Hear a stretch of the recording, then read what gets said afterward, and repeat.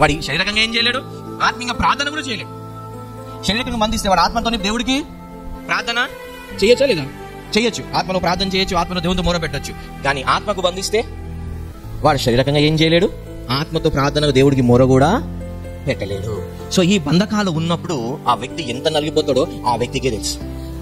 జైలున్న ఉన్న వ్యక్తికి జైలున్న కష్టాలు ఎవరు తెలుసు? ఇప్పుడు మీకు తెలుసా? తెలుసా? జైలు అంటే మామూలు అనుకుంటాం, అంతే కదా. సో అక్కడ ఉన్న వ్యక్తికి దాని వాల్యూ, స్వతంత్రమైన వాల్యూ బంధకాల నుండి వచ్చిన వ్యక్తికి తెలుసు. కానీ ఎప్పుడు బంధకాలు లేని వ్యక్తికి దాని వాల్యూ తెలియదు.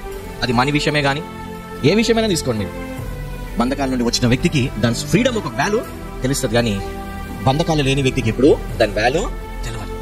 హల్లెలూయా. ఇప్పుడు శారీరకంగా ఒక వ్యక్తికి బంధకాలు ఉన్నాయి, ఆత్మీయ ఒక వ్యక్తికి బంధకాలు ఉన్నాయి. శరీరంలో ఉన్న వ్యక్తికి ఏంటంటే ఆయన ఆత్మ ద్వారా దేవుడికి మొరపెట్టొచ్చు, దేవుడికి ప్రార్థన చేయొచ్చు. కానీ ఆత్మలో బంధకాలు ఉన్న వ్యక్తి ఏం చేయలేడు, ప్రార్థన చేయలేడు, శరీరంగా ఏ పని చేయలేడు. ఏమనంటే కోపం, ఇవన్నీ వచ్చేస్తాయి. ఎదుగుదల ఉండదు. ఎందుకు? కనీసం శారీరకంగా బంధకాలు ఉన్నా కానీ ఆత్మతో మొరపెట్టుకుంటుంది కాబట్టి స్పిరిట్తో కనుక ఆత్మలోనే ఎదుగుదల ఉంటుంది. కానీ ఈ ఆత్మలో బంధకాలు ఉన్న వ్యక్తికి ఆత్మలో ఎదుగుదల ఉండదు, శారీరకంగా ఎదుగుదల ఉండదు. ఒకవేళ ఉట్టి శారీరకంగా బంధకాలు ఉన్నా కానీ ఆ వ్యక్తి ఆత్మతో మొరబెడుతుంటే దేవుడు విని ఆ బంధకాలైనా కొన్నిసార్లు దేవుడు ఏం చేస్తాడు, ఎవరినో పంపించే బంధకాలను ఏం చేస్తాడు, విడుదలిస్తాడు. కానీ ఈ ఆత్మము శరీరం రెండు బంధకాలు ఉన్న వ్యక్తికి ఈయన మొరపెట్టలేడు, ఈయన విడుదల ఎట్లా? మరి ఈయనకు ఆత్మీయంగా మొరపెట్టి శరీరంగా బంధకాలు ఉన్నాడు, ఆత్మీయంగా బంధకాలు ఉన్నాడు. ఇప్పుడు ఈయన మొరపెట్టడం ఎట్లా? మొరపెట్టాడు. మరి ఈ వ్యక్తికి ఎట్లా ఎవరు విడుదలిస్తారు? మరి ఈ వ్యక్తికి ఇట్లాంటి వ్యక్తులకు కూడా దేవుడు ఒక చట్టం పెట్టాడు. ఏంటంటే ఇప్పుడు ఏంటంటే దేవుని ఒక చట్టం ప్రకారంగా ఒక వ్యక్తి బంధకాలు ఉంటే 6 సంవత్సరాలు ఉంటాయి. ఎన్ని సంవత్సరాలు? 6 సంవత్సరం. 7వ సంవత్సరం వాడికి ఏంటిది? విడుదల సంవత్సరం. ఇప్పుడు ఈ శారీరకంగా బంధకాలు ఉన్న వ్యక్తి ఆత్మను మొరబెట్టుకుంటాడు కాబట్టి ఆయనకి ఏదో కొన్ని రోజులకు విడుదల వచ్చేస్తుంది. ప్రియుడు నీ ఆత్మను పడుతున్నట్టు అన్నింటిలో కాబట్టి నా ఆత్మలో బలుస్తున్నాడు కాబట్టి ఈ కొన్ని రోజులు అయినాక దేవుడు ఎవరినో పంపించి శరీరంగా ఉన్న బంధకాలు తెంచివేస్తాడు. కానీ మరి ఈ ఆత్మలో ఉన్న వ్యక్తి, ఆత్మలో బంధకాలు ఉన్న వ్యక్తికి ఎవరు ఆయన మొరపెట్టలేదు. మరి ఎట్లా ఈయన జీవితం ఇంతేనా? అందుకే దేవుడు ఏం చేశాడంటే 6 సంవత్సరాల మటుకే ఈ వ్యక్తి ఎలా ఉండాలి? బంధకాలు ఉండాలి. 6 సంవత్సరాలు అయిపోయిన తర్వాత ఈ వ్యక్తికి ఏం కావాలి? విడుదల కావాలి. ఆత్మీయంగా విడుదల కావాలి, శారీరకంగా విడుదల కావాలి. అప్పుడు ఈ విడుదల పొందుకున్న తర్వాత అప్పుడు ఈ వ్యక్తి ఏం చేయొచ్చు? ఏమైనా చేయొచ్చు. అందుకే దేవుడు ఏం చేసినాడంటే ఈ 6 సంవత్సరాల తర్వాత 7వ సంవత్సరం వీళ్ళకు విడుదల సంవత్సరం పెట్టాడు. హల్లెలూయా. ఇప్పుడు దేవుడు అనేది ఈ సంవత్సరం ఈ రోజు నుండి అదే అన్నాడు. ఇది 6 సంవత్సరాల నుండి వీళ్ళు ఆత్మీయంగా బంధకాలు ఉన్నారు, శారీరకంగా బంధకాలు ఉన్నారు. ఇప్పుడు నేను వీళ్ళను విడుదలిస్తున్నాను. మీకు స్పిరిట్లో బంధకాలు ఉన్నా కానీ, శారీరకంగా బంధకాలు ఉన్నా కానీ, ఆత్మలో ఉన్న బంధకాలన్నింటి దేవుడు ఇప్పుడు ఏం చేస్తున్న వాళ్ళని విడుదల ప్రకటిస్తున్నాడు. కానీ విడుదల ప్రకటించినప్పుడు కూడా కొంతమందికి ఎలా ఉంటుందంటే వీళ్ళు అలవాటు అయిపోయి ఉంటారు. ఏం అలవాటు అయిపోతే బంధకాలు ఉండడము అలవాటు అయిపోయింటారు. ఇప్పుడు ఏంటిది? సోమరికి పంచమంటే చేస్తారా? వాడికి ఎంతసేపు ఏం కావాలి? సోమరికి ఏం కావాలి? సాకులు కావాలి, బెడ్ కావాలి, మళ్ళీ అన్ని కావాలి. అక్కడనే బెడ్ కానీ వేరే కష్టపడి తీసుకొచ్చి పెడితే తిని కూర్చుంటాడు, అంతే కదా. సోమరి అరే నువ్వు వెళ్ళరా, అరే వెళ్ళి కిరాణా షాప్కి వెళ్ళి పాలు తీసుకురా అంటే ఏమంటాడు సోమరి? నాకు ఆనొత్తున్నాయి. ఏమంటాడు? నాకు ఆనొత్తున్నాయి, నేను ఇప్పుడు పోను. వాడికి ఏమైనా అలవాటు అయిపోయింది. ఈ సోమరి దానికి అలవాటు. కొంతమందికి ఎట్లుంటుందంటే ఈ బంధకాలకు తెలిసి విడుదల పొందుకోవడం ఆశ కూడా ఉండదు. దాంట్లో వాళ్ళు ఎంజాయ్ చేస్తూ ఉంటారు, తిని పడుకొని అక్కడనే. ఒకవేళ నిజంగా ఒక మనకి అటాచ్ బాత్రూమ్ వచ్చింది, అవునా? ఇంతకుముందు బయటకి ఇంతకుముందు ఎక్కడ వెళ్ళాడు? వాష్రూమ్కి ఇల్లు ఇక్కడ ఉందంటే వాష్రూమ్ కిలోమీటర్ నడుచుకుంటూ పోయాడు, పొలాలలో ఎటో పోయాడు, అవునా? రాను ఏమైంది? ఇంటి బయట వాష్రూమ్ అయిపోయింది. ఇప్పుడు ఏమైంది? బెడ్రూమ్లోనే వాష్రూమ్ అయిపోయింది, అవునా? రాను మరి సోమరి పోతులకు మేబీ వాష్రూమ్ పైన పెట్టేస్తారు. మరి వాళ్ళు దిగడం కష్టం కదా, మరి అంతే కదా, దిగడం కష్టమే. కాబట్టి మేబీ ఫ్యూచర్లో అట్లా వేస్తారేమో నేను అనుకుంటున్నా, తెలియదు మరి. ఎందుకంటే ఎక్కడో కిలోమీటర్ పోయి ఇంటి పక్క వచ్చింది, ఇంటి పక్కకు పోయి ఇంట్లో వచ్చింది, ఇప్పుడు బెడ్రూమ్ పైన వస్తుందేమో మరి, తెలియదు మరి. ఎందుకంటే మళ్ళీ బతకం కదా. సో కొంతమందికి బద్ధకం నుండి బయటకు విడాలని ఆశ కూడా ఉండదు, కానీ విరోధులు చేసిన కష్టాన్ని బాగా మెక్కి కూర్చునే అలవాటు అయిపోతుంటాయి. వాళ్ళ దాంట్లో ఏమైంది? అలవాటు. ఆత్మలో బంధకాలు, శరీరంలో 2 బంధకాలు. కొంతమందికి శరీరంలో బంధకాలు. ఈ బంధకాలు ఉన్న వ్యక్తులు ఎవరైతే చూడండి, నువ్వు విడుదల పొందుకోవాలి అనుకున్నా అనుకోకపోయినా దేవుడు నీకు 6 సంవత్సరాల మటుకు పెడతాడు. వాడికి ఇష్టం ఉన్నా ఇష్టం లేకున్నా దేవుడు మటుకు 6 సంవత్సరాలు 7వ సంవత్సరం వాడికి ఏమి ఇస్తాడు? దేవుడు విడుదల ఇస్తాడు. ఆత్మ బంధకాల నుండి శరీరం బంధకాలు 2 బంధకాల నుండి దేవుడు ఏమి ఇస్తాడు? విడుదల ఇస్తాడు.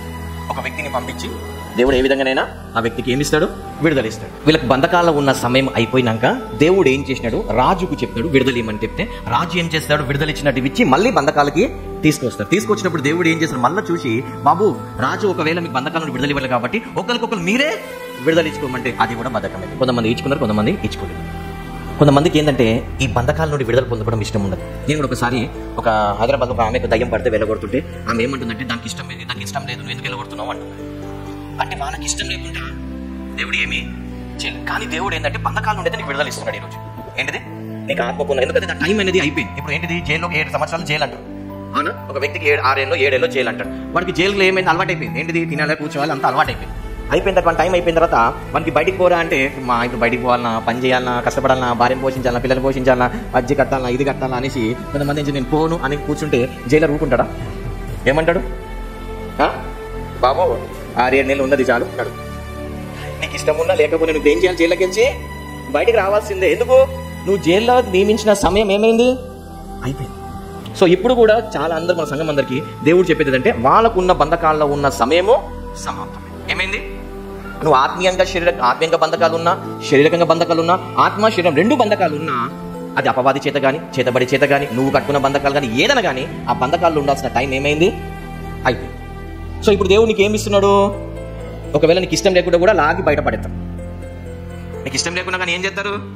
లాగి బయటపడతారు. మనం లోపడిపోవాలనుకో ఏం చేయాలి? మళ్ళీ మరది మళ్ళీ కూడా నీకు పోవాలని ఉంటే కానీ నీకు మా దేవుడి మటుకు ఏం చేస్తున్నాడు?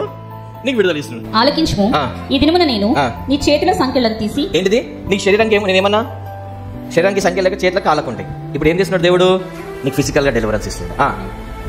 నిన్ను విడిపించున్నాను, నాతో కూడా బబులోనుకు వచ్చుట మంచిదని నీకు తోచినడలా రమ్ము. చూడండి, దేవుడు నీకు ఇప్పుడు ఏమి ఆత్మీయంగా శరీరంగా నీకు ఏమి ఇస్తున్నాడు? ఈ రోజు నీకు ఏమి ఇస్తున్నాడు? దేవుడు విడుదల ఇస్తున్నాడు. ఒకవేళ నీకు దేవునితో ఉండాలి, లేదు దేవుడు నాకు విడుదల ఇచ్చాడు, నా కోసం ప్రాణం పెట్టాడు, నన్ను సృష్టించాడు, ఆయన శాతం బంధకాలు వెళ్తే దేవుడు నన్ను విడిపించాడు, ఆయన సొంత రక్తం ఇచ్చి నా పాపాల మీద వేసి విడిపించి రక్షించాడని ఒకవేళ నువ్వు దేవుడిని నమ్ముకుంటే, దేవా నాకు నువ్వే కావాలి అనుకుంటే నువ్వు యేసు ప్రభుతో రావచ్చు, యేసు ప్రభుని వెంబడించవచ్చు, యేసు ప్రభు పాదాలకు వెళ్ళవచ్చు. చూడండి, పోవాలనుకున్న వ్యక్తిని ఎంతైనా ఆప్తి ఉంటాడా? కూడా వెళ్ళిపోతాడు. ఒకవేళ ఉండాలనుకున్న వ్యక్తిని బ్యాగ్ తీసి బయట పడేస్తే వాడు పోతాడా? పోడు. వెళ్ళాలంటే ఎట్లా వెళ్ళిపోతాడు? ఉండాలనుకుంటే ఎంత పోమన్నా పోతాడా? పోడు. ఇప్పుడు దేవుడు కూడా ఏం చేస్తున్నాడంటే అందుకోసమే దేవుడు ఎవరిని బలవంతంగా ఫోర్సబుల్ చేయడు. ఇప్పుడు ఏమంటున్నా? నీకైతే బంధకాల నుండి నేను ఏం చేసిన? విడుదల ఇచ్చిన. ఇప్పుడు నువ్వు ఒకవేళ లేదు ప్రభా నిర్గమకాండంలో ఉంటుంది, ఒకవేళ ఆ యజమానిని తన భార్యని ప్రేమించుకుంటే 49 సంవత్సరాలు వాడికి వెళ్ళిపోమంటే నేను పోను, నేను దేవా నీతోనే ఉంటాను, సచిన బతికిన నీతోనే అంటే వాడికి ఏం చేయమన్నాడు దేవుడు? చెవు కుట్టించి ఒక రింగ్ వేస్తాడు. ఏంటంటే వీడి జీవితాంతం మీరు నమ్మకస్తుడు అన్నట్టు. సో ఇప్పుడు దేవుడు ఒక ఆప్షన్ ఇచ్చేది ఏంటంటే నీకైతే ఫ్రీడమ్ ఇచ్చిన, పోవాలంటే పో. ఫస్ట్ ఏమన్నాడు? నీకు సకలు విడిపించి చదవండి, సంఖ్యలను తీసి నేను విడిపించున్నాను నాతో కూడా. ఒకవేళ నీవు దేవుడితో ఉండాలి అని నిర్ణయించుకుంటే, తీర్మానం చేసుకుంటే బబులోనుకు వచ్చటం మంచిదని నీకు తోచినడలా రమ్ము. ఒకవేళ యేసు ప్రభుతో ఉండాలి, నేను యేసు ప్రభుని వెంబడించాలి అని నీకు అనుకుంటే, నీకు మంచిది అనిపిస్తే రా. నేను నిన్ను భద్రంగా కాపాడు. దేవుడు నిన్ను భద్రంగా కాపాడి అయితే కాపాడదలు. అయితే బబులోనుకు నాతో కూడా వచ్చటం మంచిది కాదు అని నీకు తోచినడలా రావద్దు. ఏంటిది? వద్దు ప్రభా, నేను వెంబడించాలంటే కష్టాలు, తిండి దొరక, నీళ్ళు దొరక, ఉపవాసం కష్టాలు ప్రభా, నేను నిన్ను వెంబడించాను ప్రభా, నాకు లోకం మంచిది ఉంది ప్రభా, నేను పోతానంటే దేవుడు ఫ్రీడమ్ ఇస్తాడు. ఏమంటున్నాడు? నేను చెప్పలేదు, బైబిల్లో చదవండి, ఉందా? అంటేనే ఉందా? నన్ను వెంబడించాలనుకుంటే వెంబడించు, లేదా నీకు లోకం కావాలంటే పో. ఏమంటున్నాడు కదా? నీకు దేశం అంత ఉంది. అయితే బబులోనుకు నాతో కూడా వచ్చటం మంచిది కాదు, మంచిది కాదని నీకు అనిపిస్తే రాకు. నీకు మంచిగా అనిపిస్తే రాకు. దేశమంతటా నీకేమీ ఏంటంటే దేశం మొత్తం తిరుగు, దేశ దిమ్మరిపై నీకు ఏ అడ్డు? ఎందుకంటే యేసు ప్రభుని వెంబడిస్తే ఇరుకు మార్గం, తెలుసు కదా? యేసు ప్రభుని వెంబడించాలంటే ఇరుకు మార్గం. నువ్వు ఇటు తిరుగుగానే ఒక వాయిస్ వస్తుంది, సకల చూడు, ఇప్పుడు మింటిలో పోతాను అనుకో, ఇటు చూసి సీదా మోడ్ అంటాడు, అవునా కదా? నువ్వు ఇటు పోతుంటే సీదా అంటాడు. ఎందుకు? అక్కడ ఒక డిసిప్లిన్, అక్కడ మర్యాద, స్టిఫ్ ఉండాలి. నువ్వు మింటిలోకి వెళ్ళి వెళ్ళిపోయినావు అనుకో, దేశమంతా తిరగచ్చు, దేశమంతా ఫ్రీ, ఎక్కడం పోవచ్చు. బైబిల్ చెప్తుంది, ఏమంటుంది? దేవుడితో వెంబడించాలి. దేవుడు అయితే నీకు విడుదల ఇస్తున్నాడు. ఒకవేళ దేవుడితో నువ్వు వెంబడించాలనుకుంటే ఏం చేయొచ్చు? రావచ్చు. నీకు దేవుడు భద్రపరుస్తాడు, అన్ని చూసుకుంటాడు. లేదు అంటే దేశం మొత్తం ఉంది, నువ్వు ఇష్టం వచ్చినట్టు దేశ దిమ్మరే ఫ్రీగా తిరగచ్చు. నీకు ఏ అడ్డు ఉందా? అక్కడ ఉందా? ఏ అడ్డు లేదు. ఉందా? ఉందా వాక్యంలో? నీకు ఏమీ అడ్డు లేదు. దేవుడు ఎప్పుడు ఎవరిని అడ్డు పెట్టాడు. ఫ్రీడమ్. మనిషికి ఏం కావాలి? ఈరోజు మనిషికి ఏం కావాలి? పాపం చేయడానికి ఏం కావాలి? ఫ్రీడమ్. ఇప్పుడు మణిపూర్లో వాళ్ళు ఏం చేస్తున్నారు? వాళ్ళకి ఫ్రీడమ్. పాపం చేయడానికి ఏముంది? చట్టం వాళ్ళ చేతి, అంత ఫ్రీడమ్. మనిషికి ఏం కావాలి? ఫ్రీడమ్ ఉన్నప్పుడు ఎదుగుతాడు మనిషి. సో దేవుడు బలవంతంగా చేసే దేవుడు. యేసు ప్రభు కూడా చూడండి, యేసు ప్రభు భూలోకానికి వచ్చే ముందు దూతలు వచ్చి ఫస్ట్ ఏం చేసినారు? పరిచారం చేసినారు. అవునా? యేసు ప్రభు పుట్టక ముందుకు వచ్చి దూతలు వచ్చి ఇది చేసినట్టు యేసు ప్రభు పుట్టినప్పుడు దూతలు ఉన్నారు, అన్ని ఉన్నారు. తర్వాత యేసు ప్రభు పెద్దగైన వరకు మనకు మధ్యలో దూతలు కనిపారు. మళ్ళీ యేసు ప్రభు పరిచయం ప్రారంభిస్తున్నప్పుడు మళ్ళీ మనకు దూతలు కనిపిస్తారు. ఎందుకంటే 40 రోజులు ఉపవాసం ఉండి ప్రార్థన చేసిన తర్వాత, అపవాది శోధింపబడిన తర్వాత దూతలు వచ్చి మళ్ళీ యేసు ప్రభుని మినిస్ట్రీ స్టార్టింగ్ అప్పుడు మళ్ళీ తర్వాత దేవుడు, మనం బైబిల్లో చూస్తాము, కానాన్ విందులో వెళ్ళి ఏం చేస్తాడు? కానాన్ విందులకు వెళ్ళి అద్భుతాలు చేయడం మొదలు పెడతాడు. ఈ అద్భుతాల ద్వారా అనేక మంది వచ్చేస్తారు. 5 రొట్టెలు 2 చేపలు, దాని 4 రొట్టెలు ఇట్లా చేసుకుంటూ పోతుంటే అందరూ వచ్చేస్తారు. హీలింగ్స్, మిరాకిల్ చేసి గుప్పలు మంది వచ్చేసారు. అవునా? వేల మంది యేసు ప్రభుని వెంబడించడం మొదలు పెట్టినారు. జనాలు బాగా అయిపోయినారు, ఫుల్ అక్కడ ఇది అయిపోయినారు. కొన్ని రోజులు మధ్యలో రాగానే దేవుడు అంటాడు ఏమంటాడంటే, ఇగో మీరు అందరూ వస్తున్నారు వెరీ గుడ్, కానీ మీరు నిత్య జీవంకి వెళ్ళాలంటే నా శరీరం తింటే నా రక్తం తాగుతున్నాయి, కానీ మీరు నిత్య జీవం పొందుకోలేరు. ఇదేంట్రా బాబు అన్ని విచిత్రం చెప్తున్నాడు ఈయన అని చెప్పేసి అందరు ఫుర్ ఏమైనారు, అందరు వెళ్ళిపోయినారు. ఇంతరకు తిండి మిరాకిల్స్ అద్భుతాలు చేపలు అన్నారు, అది లేదనగానే నా శరీరం తినాలని అందరూ ఏమైనారు, పుర్ర అయిపోయినారు. ఇప్పుడు లాస్ట్కి మిగిలింది 12 మంది ఉన్నారు. 8,000 మందికి అద్భుతాలు తీసేసినారు, 8,000 మంది స్వస్థతలు పొందుకున్నారు, 8,000 మంది రొట్టెలు తిన్నారు, చేపలు తిన్నారు, అన్ని ఆ రోజు అని పోయినాయి. ఇప్పుడు వేసుకోపరంగా ఏమైనా ఇప్పుడు ఎవరైనా మిగిలినారు, 12 మంది మిగిలినారు. ఈ 12 మంది కూడా దేవుడు అంటాడు ఏమంటారంటే, బాబు మీరు ఎందుకు పోలేదు ఆయన అంటే, పేతురు ఏమంటారు, రవ్వా నీ దగ్గర ఏమున్నాయి అన్నాడు, జీవం గల మాటలు ఉన్నాయి, నువ్వు దేవుడు కుమారుడు, మేము ఎక్కడ పోతాము అన్నాడు. నువ్వు దేవుని ఒక కుమారుడు. ఇప్పుడు కూడా దేవుడు అంటున్నాడు, నీకు ఇండియా మొత్తం ఫ్రీ ఉంది, వెళ్ళిపో. కానీ యేసుప్రభువుని వెంబడించిన ఓన్లీ ఫ్యూ. ప్రభా పేతురు అంటే మేము అన్ని విడిచిపెట్టి వచ్చినాం అంటే మిగతా అందరూ విడిచిపెట్టి రాలేదు. విడిచిపెట్టి వచ్చినాడు ఎక్కడ పోడు, విడిచిపెట్టిన వచ్చినాడు పోతాడు, అవునా కదా? సో వీళ్ళు ఏమంటాడు, పేతురు ఏమంటాడు, ప్రభా నేను అన్ని విడిచిపెట్టి వచ్చినాను, ఎందుకు, నీ దగ్గర జీవం గల మాటలు ఉన్నాయి. మరి నాకేంటిది అంటే, బాబు నీకు పరలోకంలో నాతో పాటు నీకు ఏమిస్తా, సింహాసనం ఇస్తా. ఎందుకు, నువ్వు నా నిమిత్తం సువార్త నిమిత్తం అన్ని విడిచిపెట్టి వచ్చి నన్ను వెంబడిస్తున్నావు కాబట్టి భూలోకం ఇస్తాను కదా. శిష్యులకు లాస్ట్ అంటాడు దేవుడు ఏమంటాడంటే, మీకేమన్నా తక్కువైందా అంటాడు. శిష్యులు ఏమంటారు, అవును ప్రభా మొన్న ఉపవాసం ఉన్న కడుపు కాలింది అన్నారా, అన్నే ప్రభా నువ్వు 3.5 సంవత్సరాలు వెంబడిస్తున్నావు, ఒక్క షర్ట్ అని ఇప్పించినావు ప్రభా అన్నారా, అనలేదా? ప్రభా నేను వెంబడిస్తుంటే నువ్వు గుట్టలకు తీసుకెళ్లి పడుకోబెడుతున్నావు ప్రభా, బెడ్ లేదని అన్నారా, ఏమన్నారు? యేసు ప్రభు చనిపోయే ముందు, సిల్వకెళ్ళే ముందు ఆ మాట ఏమని, మీకేమైనా ఏమన్నా శిష్యులు దేవుడిని వెంబడించులకు ఎప్పుడు ఏది తక్కువ చేయడు. కొన్నిసార్లు నా లైఫ్ పర్సనల్ ఎక్స్పీరియన్స్ నేను చెప్తున్నా, కొన్నిసార్లు నాకు ఫైనాన్షియల్గా కరువు వచ్చింది. వచ్చినప్పుడు ఏంది, ఎందుకు ప్రభా నా లైఫ్లో కరువు వచ్చింది, ఫైనాన్స్ ఎంత అంటే, నీకు బ్లెస్సింగ్, నీకు నేను ఇచ్చిన డబ్బు నువ్వు వేరేకి ఎందుకు ఇచ్చినావు అన్నాడు దేవుడు. నాకు చాలా టైట్ అయిపోయింది. ఎందుకైందంటే, నేను నీకు బ్లెస్ చేస్తే ఆ బ్లెస్సింగ్ తీసుకొచ్చి వేరే చేతి ఎందుకు పెట్టినావు అన్నాడు. అప్పుడు అర్థమైంది, ఓహో నేను చేసిన తప్పు ఏంటంటే దేవుడు నాకు ఇస్తే నేనే తీసుకెళ్ళి, అందుకోసం నా లైఫ్లో ఏమైంది, అప్పుడు గుణపాఠం నేర్చుకొని తర్వాత నాకు ఇచ్చింది వేరేకి చేయడం బంద్ చేసిన. నా గిన్నె నిండి పొంగి పొరలాలి, నా గిన్నెనే లేకపోతే తీసుకు వేరేకి మరి నేనేం కావాలి, బట్టి వాస్తవం కదా. మరి దేవుడు నాకు ఇచ్చింది నేను తీసుకెళ్లి వేరేకి హెల్ప్ చేసి పెడితే మరి నేనెట్లా, నేను చెప్పింది అర్థమైందా? నేను చేసుకున్న తప్పు ఒక 15 ఏళ్ల కింద, అప్పుడు బుద్ధి వచ్చింది, ఓహో ఇది నాకు దేవుడు ఇచ్చినందుకు అనవసరంగా నేను స్ట్రగుల్ అవుతున్నా. ఇప్పుడు నేను స్ట్రగుల్ అవడం వల్ల ఏంటిది, దేవుడు నన్ను పోషించట్లేదు, నన్ను కరువు అని నేను దేవుడు. అరే నేను ఎందుకు తిట్టినారా, నువ్వు చేసుకున్నావు కదా, నేను నీకు డబ్బులు ఇచ్చిన, నేను 6 నెలల డబ్బులు ఒకటేసారి ఇచ్చిన, నువ్వేం చేసినావు, వేరే ఇచ్చిన, ఎవడిమ్మన్నా నీకు, వాడిని పోషించమన్నా, వానికి ఇమ్మన్నా, నేను చెప్పలే కదా. సో నా తప్పు అయిపోయింది, నాకు అర్థమైంది తప్పు అయింది ప్రభా అనేసి. అప్పటి నుండి నేను ఏం చేస్తా, వాళ్ళ దగ్గర పెట్టు. సో మన లైఫ్ లో దేవుడిని వెంబడించడానికి ఏమీ తక్కువ. ఇప్పుడు చూడండి, యేసు భూలోకానికి వచ్చింది ఒక యుద్ధం కోసం వచ్చాడు. దేనికోసం వచ్చాడు, సిల్వలో యుద్ధం చేసి సాతాన్ని అంచివేయడానికి యుద్ధానికి వచ్చాడు. యుద్ధానికి వచ్చినప్పుడు దేవుడు కొంతమంది శిష్యులను పరిశుద్ధాత్మ నింపబడ్డారు, కొంతమంది అద్భుతాలు చేశాడు, అందరూ వచ్చేసారు. దాని తర్వాత అందరు వెళ్ళిపోయారు, 12 మంది మిగిలినారు, అవునా? తర్వాత రాను కూడా ఏమైనారు, ఈ 12 మందిలో కూడా 3 దేవుడితో నిలబడ్డారు, అవునా? పేతురు, యాకోబు, యోహాను మటుకు దేవుడికి అత్తుకొని ఉన్నారు. మిగతాలంతా మనకెందుకు వెంబడిస్తున్నాం, అన్ని దొరుకుతున్నాయి జాల్ది, అక్కడికి ఎందుకు, ఇది ఎందుకు అనుకుంటా కూర్చున్న 9 మంది. కానీ ఈ 3 మటుకు ఏమైతున్నారు, దేవుడికి దగ్గర, నేను ఇంకా దేవుడిని తెలుసుకోవాలి, దేవుడు ముందుకు సాగాలి అనుకుంటా వీళ్ళు డైరెక్ట్ ఎత్తైన కొండ రూపాంతరం అనే సీన్ వీళ్ళు చూసినారు. కానీ మిగతాలు మనకెందుకు మనకు రిస్క్ ఎందుకు అనేటోళ్ళు మటుకు కిందనే ఉండిపోయారు.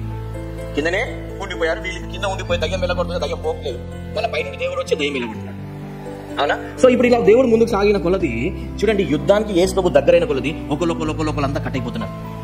యేసు ప్రభు సిల్వకి వెళ్ళే దగ్గర మీరు చూడండి, పరిచర్య స్టార్టింగ్ లో ఎంతమంది వచ్చేసినారు, రొట్టెలకి, మిరాకిల్స్ కి, చేపలకి, అద్భుతాలకి అన్ని వచ్చేసి దేవుడు మంచిడు గొప్పడు అనుకుంటా డబ్బలు కొట్టుకుంటా బాగా వచ్చారు. కానీ యేసు ప్రభు యుద్ధానికి దగ్గరైన కొలది ఒకళ్ళు ఏమవుతున్నారు, కట్.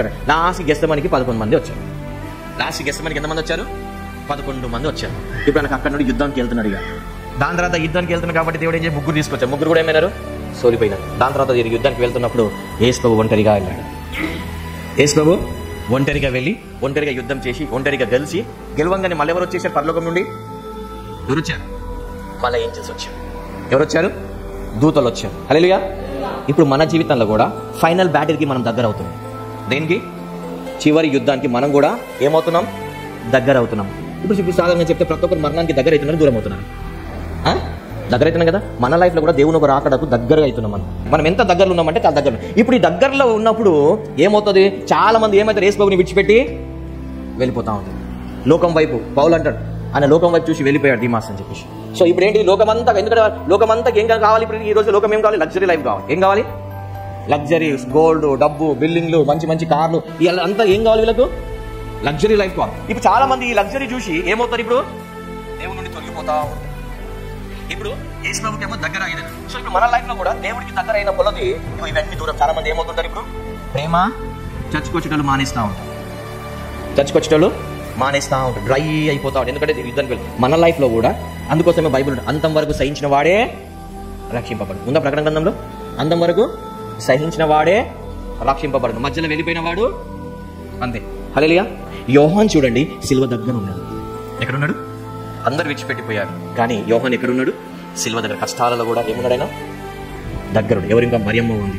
వీళ్ళందరూ దేవుడు అత్తుకొని యుద్ధంలో కూడా వాళ్ళ దేవుడు తోడున్నాడు. సిలువలో 2 దొంగలు తోడున్నట్టు ఇక్కడ కింద 2 తోడున్నారు. మరియమ్మ, ఇంకెవరు? యోహాన్. 2 దేవునితో తోడున్నారు. దేవుడు వాళ్ళిద్దరిని ఏం చేశాడు?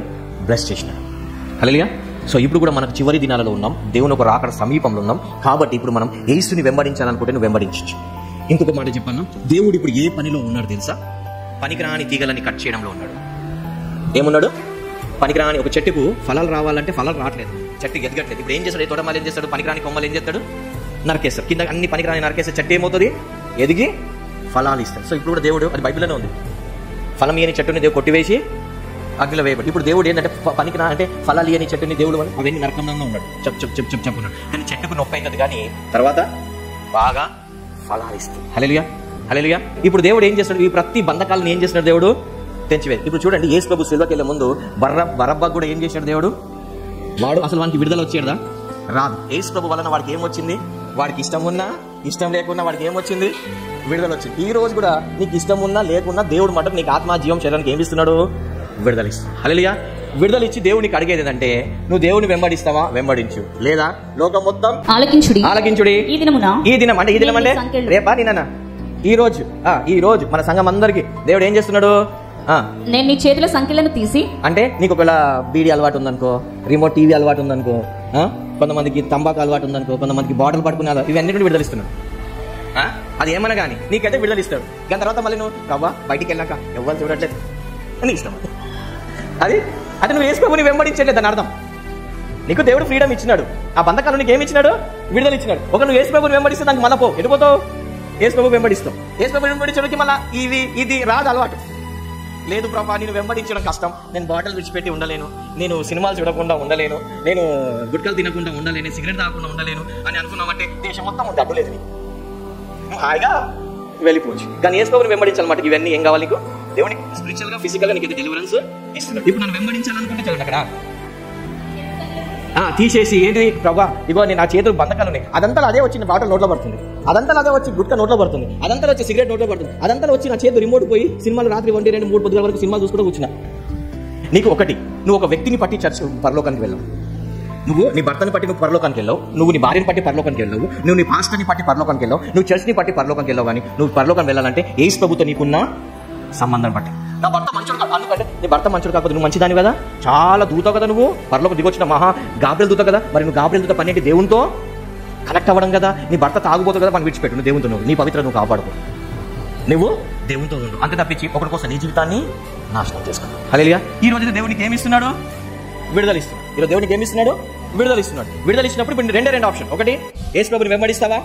వెంబడించు. లేదా లోకమంతా ఉంది ప్రభా, ఇంకా నాకు కొన్ని కోరికలు తీర్చుకోండి. ఏంటంటే ఇంత సిగరెట్ తాగుతున్నావు, ఒకసారి బాటిల్ తాగాలని ఉంది, సరే నీ ఇష్టం. నువ్వు బాటిల్ తాగుతున్నప్పుడు దేవుడు మధ్యలో టక్ వచ్చినాడు అనుకో, అయిపోయి అంతే సంగతి. ఏంటిది? నువ్వు బాటిల్ పట్టుకోగానే ఎవరు వచ్చినావు అనుకో, ఏంటిది? అయ్యో ప్రభా అప్పుడే వచ్చేసినావా అంటే నీకు ఎన్నోసార్లు చెప్పిన పడ్డది. ఏంటిది? నేను త్వరగా సూచనలన్నీ జరుగుతున్నాయి, నేను త్వరగా వస్తుందని చెప్పాను. నువ్వేం చేస్తున్నావు? నిర్లక్ష్యం, సోమరి. గుడికి వెళ్ళాలంటే బద్ధకం, ఇంట్లో బైబిల్ తీసి చదవాలంటే బద్ధకం, ప్రార్థన చేయాలంటే బద్ధకం, తినాలంటే బద్ధకం. కొంతమందికి అన్ని బద్ధకాలు ఉంటాయి. హల్లెలూయా. సో ఇప్పుడు మటుకు నీకు ఏ బంధకాలు, నీ శరీర బంధకాలు కానీ నీ ఆత్మీయ బంధకాలు, ఏ బంధకాలు సరే దేవుడు ఈరోజు ఏం చేస్తున్నాడు? నీకు ఏమిస్తున్నాడు? ఎవరికి విడుదల ఇస్తున్నాడు? నాకు, మీకు కాదండి, నాకు. ఎవరికి ఇస్తున్నాడు దేవుడు? నాకు, నా కుటుంబానికి ఈరోజు ఏమి ఇస్తున్నాడు? అన్ని బంధకాలు గెలిచి విడుదల ఇస్తాడు. ఇప్పుడు మీరు ఏం చేస్తారు? యేసు ప్రభువుని ఒట్టి మాటలతో కాదు. చూడు, ఒక మాట అంట, మనం చెప్పే మాటలకు మనం చేసే క్రియలకి మ్యాచ్ కావాలి. కొంతమంది ఏం చేస్తారంటే మాటలు కానీ మాటలు ఒకలాగా ఉంటాయి, క్రియలు ఒకలాగా ఉంటాయి. దానికే దొంగ క్రైస్తవులు అంటారు, వేషధారణ అంటారు. దానికి ఏమంటారు? నీ మాటలకు నీ క్రియలకి మ్యాచ్ అయితేనే నువ్వు యథార్థవంతుడివి, నీ మాటలకి నీ క్రియలకి నువ్వు మ్యాచ్ కాకపోతే నువ్వు యథార్థవంతుడు కాదు, నువ్వు దొంగ భక్తుడి, నువ్వు దొంగ క్రైస్తవుడివి. నువ్వు ఏమైతే చెప్తున్నావు దానికి నీకేం కావాలి? ఇప్పుడు క్రీస్తుని వెంబడిస్తానని నువ్వు అనుకుంటే నిజంగానే దాన్ని విడిచిపెట్టి క్రీస్తుని వెంబడించి అప్పుడు నిజంగా you are a real man of God. ప్రభా నేను యేసు ప్రభుని వెంబడిస్తాను, ఎవ్వరు లేరు అంటే టీవీ, పెద్ద టీవీ, పెద్ద టీవీ అంటే అందరు చూస్తారు కాబట్టి చిన్న టీవీ. ఎవరు చూస్తున్నారు? ఎవరు చూస్తున్నారు? నీ మాటలకి నువ్వు ఎవరికి వెంబడిస్తావు? ఎవరికి? పాస్టర్కి వెంబడిస్తావన్నావా? పాస్టర్ని వెంబడిస్తున్నావా? లేదు. ఎవరిని వెంబడిస్తావన్నావు? యేసు ప్రభు నేను ఎప్పుడైనా విడిచిపెడతాడా 24/7? అప్పుడు పక్క యేసు ప్రభు, ఏం బిడ్డా నువ్వు నన్ను వెంబడిస్తావని చెప్పేసి ఇదేం బిడ్డా ఎవ్వరు చూడట్లేదు, నేను ఇక్కడ చూస్తున్నా. సాతాన్ గారు వెంటనే వచ్చేస్తాడు, ఈమె ఇప్పుడు నా బిడ్డ, నా బిడ్డ నన్ను వెంబడిస్తా చెప్పింది. కానీ ఆమె వెంబడించేది ఎవరికి? ఎందుకు? ఆమె చేతులు ఏమైనాయి? అలవాటైపోయినాయి. ప్రభా ఏం అలవాటైపోయినాయి చేతులు? చెప్పండి, ఏం అలవాటైనాయి? గుట్కలో, సిగరెట్లో, సినిమాలో, రిమోట్ ఏదో అలవాటైపోయింది. కాబట్టి ఆమె అలవాట్లో పొరపాటు అవుతుంది. ప్రభా ఆమె నీకు వెంబడించట్లేదు కాబట్టి నేను తీసుకుని పోతా అంటాను. I come darling, I love you అంటే yes I too love you అంట. ఉట్టి మాటలతోనేమో yes Prabha I love you, పనులన్నీ ఎవరికి అంటే ఏంటిది? హృదయంలో ఏమో సాతాను పెట్టుకుని ఐ లవ్ యూ జీసస్. సాతానా కొంచెం మోసుకో, నేను బయటికి రాని, నీ దానే నేను చర్చలో కాబట్టి చెప్పాలి, అందరు చూస్తున్నారు కాబట్టి జీసస్ ఐ లవ్ యూ. ఇంటికి వెళ్ళంగానే, చర్చలో బయటికి వెళ్ళంగానే అబ్బా ఇప్పుడు ఎంత ఫ్రీగా ఉంది తెలుసా, దేశమంతా నాది. కమ్ డార్లింగ్, ఎక్కడికి? సినిమాకా? Okay right. నాగార్జున, వెంకటేశ, లేకపోతే సిగరెటా, లేకపోతే బీరా, ఏంటి? ఓకే వెళ్తాం. ఎప్పుడెప్పుడు బయటికి వెళ్దామా, ఎప్పుడెప్పుడు నేను కలుసుకుందామా అని నా ప్రాణం ఎంత ఇదైపోయి తల్లాడిపోయింది తెలుసా కదా, నా ప్రాణము తల్లాడిపోయింది తెలుసా కదా. అప్పుడు సాతాన్ గాడు వెరీ గుడ్ అంటారు. యేసు ప్రభు ఏమంటారు? అందుకే బైబిల్ అంటారు, వీళ్ళు పెదవులతో నన్ను ఆరాధిస్తున్నారు కానీ మీ హృదయాలు దూరం ఉన్నాయి. నువ్వు ఈ రెండో రాకడలో మధ్యాకాశలు ఎత్తబడాలంటే నువ్వు వెంబడించాల్సింది యేసు ప్రభు. నువ్వు యేసు ప్రభుతో సంబంధం కలిగి ఉండాలి. మనుషుల కన్నా ఎక్కువ ఎవరితో? యేసు ప్రభుతో. నువ్వు యేసు ప్రభుకి నమ్మకంగా ఉంటే ఆటోమేటిక్గా అందరికీ నమ్మకం ఉన్నట్లే. నువ్వు దేవుడికి నమ్మకంగా ఉంటే అందరికీ నమ్మకంగా ఉన్నట్లే. నువ్వు దేవుడికి నమ్మకం లేకపోతే ఎవరికి నమ్మకంగా నువ్వు జస్ట్ యాక్టింగ్. ఏంటిది? యాక్టింగ్. ఏంటిది? చర్చ్లో అదే ఓ ప్రభువా, బయటికి ఓ ప్రియా అన్నట్టు కదా. సో ఈ దీనిలోకి వచ్చి ఇప్పుడు నీ డిసిషన్. బంధకాలు ఉన్నావు, ఎవరు విడుదల ఇవ్వట్లేదు. ఇప్పుడు దేవుడు నీకు ఈరోజు విడుదల ఇస్తున్నాడు, నీకు నీ కుటుంబానికి ఆత్మీయంగా శరీరం విడుదల ఇస్తావు. ఇప్పుడు నువ్వు డిసిషన్ తీసుకో. ఏంటిది? నువ్వు యేసు ప్రభుని వెంబడిస్తావా? నిజంగా నిజాయితీగా వెంబడించు. లేదా లోకం వైపు వెళ్తావా? వెళ్ళిపో. నీకు ఏ అడ్డు? ఎందుకు? ఒక మాట అంట, యేసు ప్రభుని చాలా మంది వెంబడించినారు కదా. నా శరీరం తిని నా రక్తం తాగనంటే చాలా మంది ఏమైనారు? ఆగిపోయినారు. యేసు ప్రభు వెళ్ళి ఏంటి నన్ను వెంబడించేది ఎందుకు ఆపేసినావు? నీకు ఏం ద్రోహం చేసినా రా మళ్ళీ నన్ను వెంబడించు అన్నాడా దేవుడు? అన్నాడా? అనలేదా? బట్ యేసు ప్రభుని వెంబడించాలంటే కొంచెం ఇరుకు మార్గమే ఉంటుంది. యేసు ప్రభుని వెంబడించాలంటే ఏముంటుంది? చిన్న రోడ్ ఉంటుంది, ఆటో ఇటు పోవడానికి లేదు, ఇటు పోవడానికి లేదు, టర్నింగ్ చేసుకోవడానికి అసలే ఉంటుంది. ఎందుకు? గల్లీ చిన్నది, ఆటో ముందే పోవాలి. కానీ కొంచెం ఇట్లయితే అరే బాబు గోడ గుద్దుకుంటారు కానీ సగపెట్టి ఇటు పోతుంది, అరే బాబు సగకు పెట్టాడు, అది సందులకి గమ్మున వెళ్ళిపోవాలి. అదే విశాల మార్గం అయితే నువ్వు మంచిగా రౌండ్లో వేయచ్చు, గుండ్రంగా తిరిగి పడిపోవచ్చు, ఏ బాధ ఉండదు. హల్లెలూయా. సో ఈ రోజు నీకు ఆత్మీయంగా శరీరంగా రెండు విధాలుగా దేవుడు ఏమి ఇస్తున్నాడు? విడుదల ఇస్తున్నాడా? ఇచ్చినాడు. ఇప్పుడు నీ ఇష్టం. ఇప్పుడు నువ్వు వెళ్ళిపోతే ఎందుకు వెళ్ళిపోవని అడగడు. ఎందుకంటే వెంబడించే గొర్రెల రెస్పాన్సిబిలిటీ, వెళ్ళిపోయే గొర్రెల రెస్పాన్సిబిలిటీ గొర్రెల కాపరిది. హల్లెలూయా, హల్లెలూయా. వెంబడించే గొర్రెలు గుట్టపైకి ఎక్కుతాయి, ఎక్కలేని ఎత్తైన కొండ మీద దేవుడు ఎక్కిస్తాడు. వాళ్ళ కాలం లేని కాలంగా దేవుడు చేస్తాడు.